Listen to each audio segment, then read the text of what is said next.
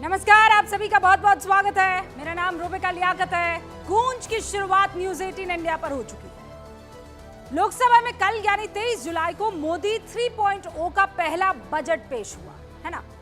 Budget के पेश होने के बाद विपक्ष की तरफ से पूरे बजट को लेकर एक मुद्दा बनाया गया और मुद्दा यह बना कि कई राज्यों को, खास करके विपक्ष के जो पार्टियों के द्वारा शासित राज्य है, उनको उनका जायज हिस्सा नहीं मिला है। विपक्ष का एक और जो बड़ा आरोप था वो ये कि सरकार ने बजट का ज्यादा हिस्सा उन राज्यों को दिया जहां एनडीए के घटक दल पावरफुल है, आंध्र प्रदेश और बिहार, और केंद्र की सत्ता के लिए बीजेपी को उनकी जरूरत है। इसीलिए उन्होंने इशारा किया और इन्होंने इस चीज को पूरा कर लिया। अब साफ साफ बिहार और आंध्र प्रदेश, इन दोनों का जिक्र फाइनेंस मिनिस्टर निर्मला सीतारामन ने किया भी था। लेकिन पहले मैं चाहती हूं कि आप, चाहे वो मल्लिकार्जुन खड़गे हो, चाहे वो ममता बनर्जी हो, चाहे वो अखिलेश यादव हो, बजट को लेकर इनके आरोपों को बहुत गंभीरता से सुनिएगा।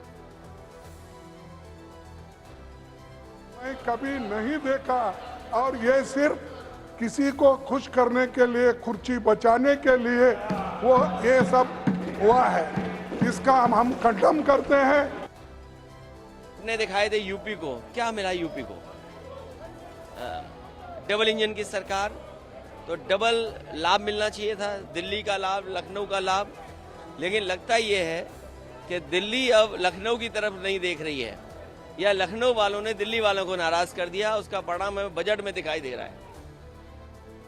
दार्जिलिंग से वोट लेते हैं, वोट का टाइम में बड़ा बड़ा बात करते हैं, वादा करते हैं, और वोट आ जाने के बाद, हो जाने का बाद दार्जिलिंग को भूल जाता है। सिक्किम को मिलने दो, हमारा कोई इतराज नहीं है, लेकिन सिक्किम को मिलना और बंगाल को डिप्राइव करना दार्जिलिंग को, this I can not support. ये आरोप विपक्ष के हैं। आरोप के लिए बड़े और कड़े शब्दों का इस्तेमाल भी हुआ है, जैसे संघवाद यानी फेडरलिज्म खतरे में है, सरकार बचाओ बजट है।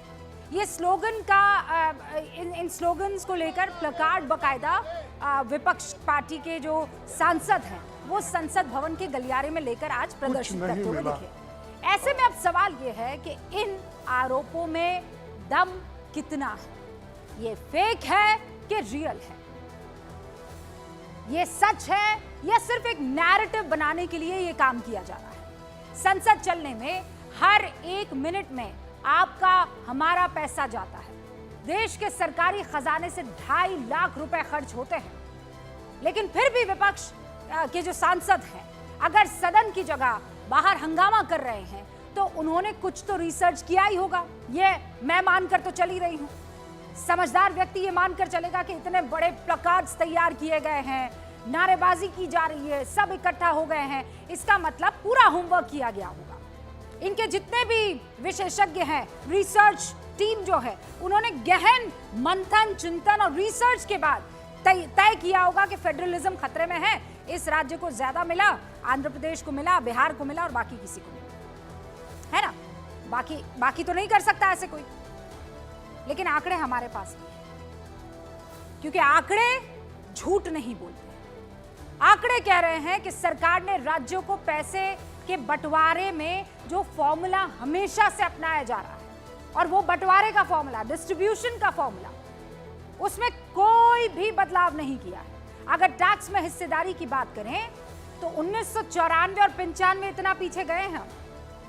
1994 और 95 जब केंद्र में नरसिम्हा राव की सरकार थी और मनमोहन सिंह वित्त मंत्री थे, तब उनके बजट में सबसे ज्यादा किसको मिला था? किसको मिला था? ये साल 94 और 95 की बात करिए। उत्तर प्रदेश टैक्स हिस्सेदारी ये 3883, टैक्स हिस्सेदारी का प्रतिशत कितना है? 15.1%। अब इधर आइए, बिहार दूसरे नंबर पर 2732 और हिस्सेदारी कितनी है? 11.19%। और ये करोड़ में अमाउंट है, ठीक है ना, ऊपर लिखा भी हुआ है हमने, करोड़ों में 3883 करोड़। दूसरे नंबर पर बिहार 2732 करोड़, तीसरे नंबर पर आंध्र प्रदेश 1847 करोड़ रुपए। फिर 2003 और 4 में आ जाइए, ये देखिए आपके सामने है। तब कौन था सत्ता के केंद्र में? अटल बिहारी वाजपेयी। उस वक्त के बजट में भी टैक्स का सबसे ज्यादा हिस्सा किसका था? देख लीजिए आप, फोटो खींच लीजिए इसकी। उत्तर प्रदेश 12,200 करोड़, लगभग 207 करोड़। प्रदेश को टैक्स में 19% उसकी हिस्सेदारी मिली थी। दूसरे नंबर पर बिहार था, बिहार को 7,912 करोड़ रुपए मिले। बिहार की हिस्सेदारी कुल टैक्स में कितनी हुई? 11.58। तीसरे नंबर पर पश्चिम बंगाल पहुंच गया। फिर बंगाल को, पहले आंध्र था याद रखिएगा, फिर बंगाल पहुंचा, तब 5,177 करोड़ रुपए मिले। उनकी हिस्सेदारी कितनी हुई? 8.11। फिर अब 2009 और 10 में आइए, केंद्र में मनमोहन सिंह की सरकार थी, तब भी टैक्स की हिस्सेदारी पाने में पहले नंबर पर कौन? उत्तर प्रदेश। 2009 और 10 में 33,031 करोड़ रुपए मिले, हिस्सेदारी वही थी करीब 19%। बिहार को 18,909 करोड़ रुपए मिले, हिस्सेदारी थी 11%। तीसरे नंबर पर वापस आंध्र आ गया, 12,613 करोड़ रुपए मिले, और हिस्सेदारी कितनी? 7.35%। आपके सामने ये सब कुछ।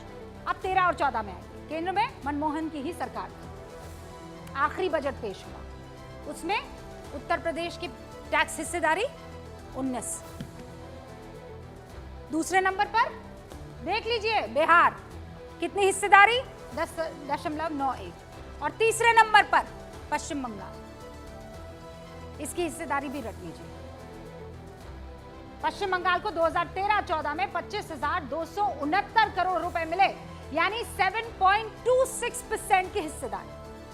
अब आ जाइए मौजूदा बजट की बात करें। साल क्या है? 2024 और 25। राज्य उत्तर प्रदेश, टैक्स की हिस्सेदारी आपके सामने है। 24 और 25 मोदी 3.0 के पहले बजट में उत्तर प्रदेश को सबसे ज्यादा टैक्स का हिस्सा मिला था।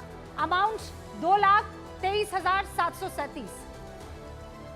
हिस्सेदारी वही है, लगभग 18%, पहले 19 थी। बिहार वही दूसरे नंबर पर है। अमाउंट कितना है? 1,25,444 करोड़ रुपए। हिस्सेदारी कितनी है? 10%। तीसरे नंबर पर कौन है? मध्य प्रदेश आ गया है। कभी पश्चिम बंगाल होता था, कभी आंध्र प्रदेश होता था, लेकिन अब बारी आ गई मध्य प्रदेश की। अमाउंट कितना मिला? 97,906 करोड़। हिस्सेदारी कितनी रही? 7.8%। अब इन आंकड़ों को देखकर बताइए कि मोदी सरकार ने टैक्स बंटवारे यानी राज्यों को पैसे देने के फॉर्मूले में ऐसा क्या बदलाव कर लिया? 1984 से टैक्स बंटवारे में उत्तर प्रदेश और बिहार को सबसे ज्यादा पैसा मिलता रहा है। तीसरे नंबर पर कभी महाराष्ट्र रहा, कभी बंगाल रहा, कभी आंध्र रहा, कभी आज मध्य प्रदेश है। आंध्र के बंटवारे के बाद जाहिर है वो टैक्स का हिस्सा पाने वाले टॉप 5 राज्यों से बाहर हो गया। सवाल उठाया जा रहा है कि संघवाद को खत्म करने की कोशिश हो रही है। टैक्स के पैसों को केंद्र सरकार जिस तरह से 75 सालों पहले बांटा करती थी, मौजूदा सरकार ने भी वैसे ही बंटवारा किया है। और ऐसा है नहीं है कि बंटवारा मनमर्जी से किसी भी सरकार ने कर दिया हो। इसके लिए बकायदा एक नियम बना हुआ है ना संविधान में, और नियम क्या है वो भी आपको बता देती हूं।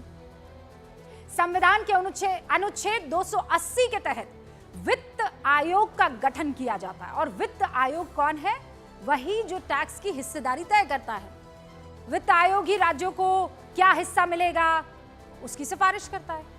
राज्यों को आबादी, उसकी परफॉर्मेंस, उसकी इनकम, राज्य का घाटा कैसे कम किया जाए, उसके जो प्रयास राज्य द्वारा किए जा रहे हैं, उसी के आधार पर हिस्सेदारी मिलती है।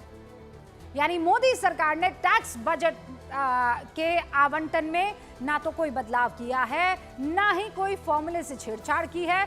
फिर यह सवाल उठ रहा है कि संघवाद खतरे में है, राज्यों को सही हिस्सेदारी नहीं मिल रही है। इस सवाल की जड़ में राज्यों से मिलने वाले टैक्स है, समझ लीजिए। जीएसटी कलेक्शन के मामले में महाराष्ट्र, उत्तर प्रदेश, कर्नाटक, तमिलनाडु और गुजरात, ये टॉप 5 स्टेट्स टैक्स के मामले। कर्नाटक और तमिलनाडु में जब भी केंद्र में के विरोधी पार्टी की सरकार होती है तो हिस्सेदारी कम मिलने का मुद्दा उठाया जाता है।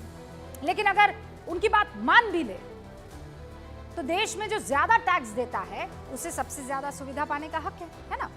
लेकिन सरकार तो हर नागरिक को बराबर ट्रीट करती है। फिर राज्यों के आधार पर ऐसी मांग क्यों हो रही है? और दूसरा सवाल यह है कि अगर टैक्स बंटवारे का फॉर्मूला ही गलत है तो जब केंद्र में कांग्रेस की सत्ता थी तो उन्होंने इसको क्यों नहीं बदला? अब सिर्फ विरोध के लिए विरोध क्यों हो रहा है? और सवाल तो यह भी कि क्या संसद और देश का वक्त गलत मुद्दे उठाकर बर्बाद नहीं किया जा रहा है? क्योंकि आंकड़े तो साफ कह रहे हैं कि राज्यों को पैसे बंटवारे जो हुआ है पैसों का, वो वैसे ही हुआ है जैसे पहले हुआ करता था।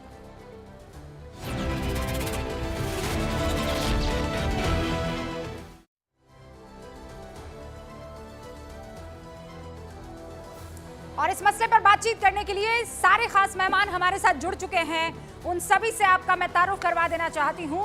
और इस वक्त हमारे साथ Bharatiya Janata party, Samajwadi party, RJD तमाम प्रवक्ता सवालों का जवाब देने के लिए मौजूद हैं।